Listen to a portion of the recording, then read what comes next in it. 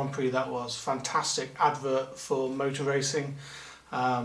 Really ecstatic after that. I mean, it was just such a good race from start to finish. I'm going to go through some of the main talking points of the weekend because obviously the championship carries on to at least to next weekend. Lewis is still in a really good position, but he hasn't wrapped it up.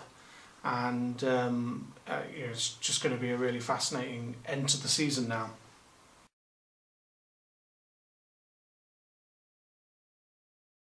So when the weekend began, I don't think anyone was kind of predicting that Ferrari could make a really major fight back.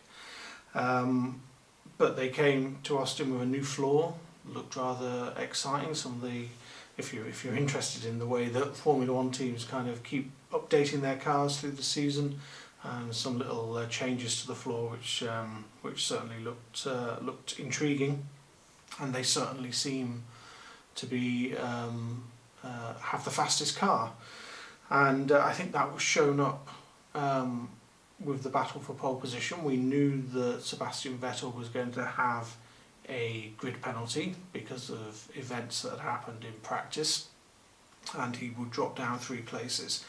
And at the time of watching qualifying, I kind of just thought that Lewis had just done really well and just had it in the bag. And then I saw a video, which I will link to, from the Formula One website, which showed a slightly different story. It showed that actually Sebastian Vettel was ahead for much of that,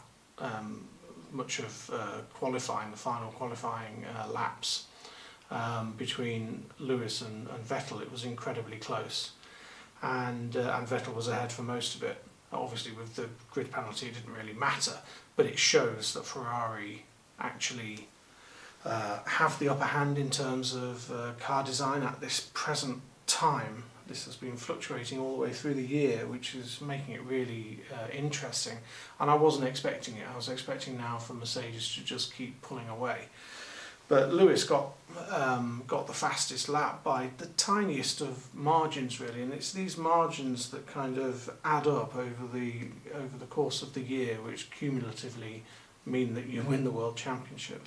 But it kind of hinted that the race could go in various ways.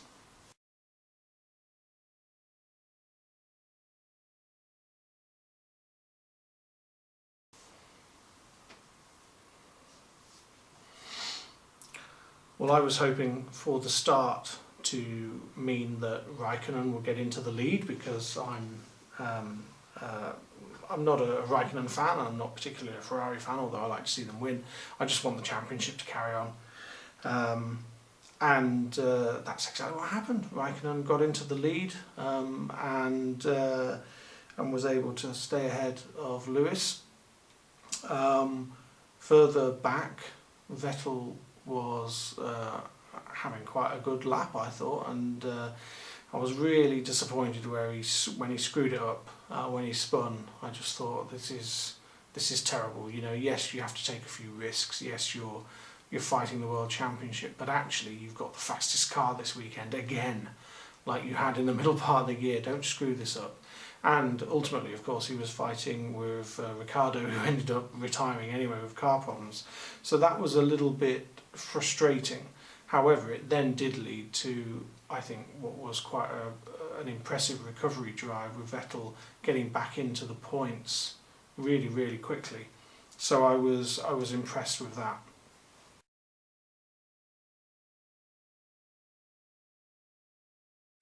And then we had a really intriguing battle between Raikkonen and Hamilton, and Raikkonen was able to hold Hamilton back for a few laps. You kind of wanted it to carry on, but ultimately you knew that that Raikkonen had to come into the pits.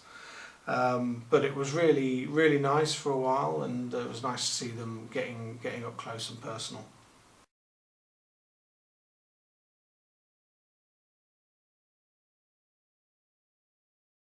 Another impressive part of the race was the drive by Max Verstappen. Ultimately, it was just not enough for him to get ahead of Ferrari at the end. Raikkonen's car was just too better on the straight, too much faster on the straight. and there's no way for him to get past. But it was an impressive drive with an alternative strategy to everybody else, and just really exciting again.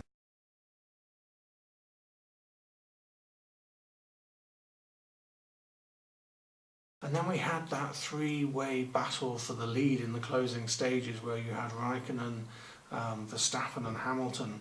And I was also watching the live timing and noticing that Vettel was really close to Bottas, and Bottas must have been holding him back. And then of course we had Hamilton going for it against Verstappen, and went wide, and that settled the issue really, with a lap or two to go.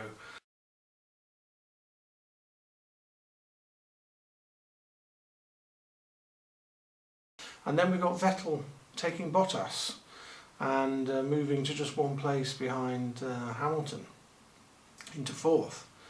And that means that the championship is not sewn up. The championship goes on, and next week we have the Mexican Grand Prix. So we will see what happens there. But right now I'm just really pleased that we've had a fantastic race. Every so often in Formula One you get a race that reminds you why you're a fan of motorsport.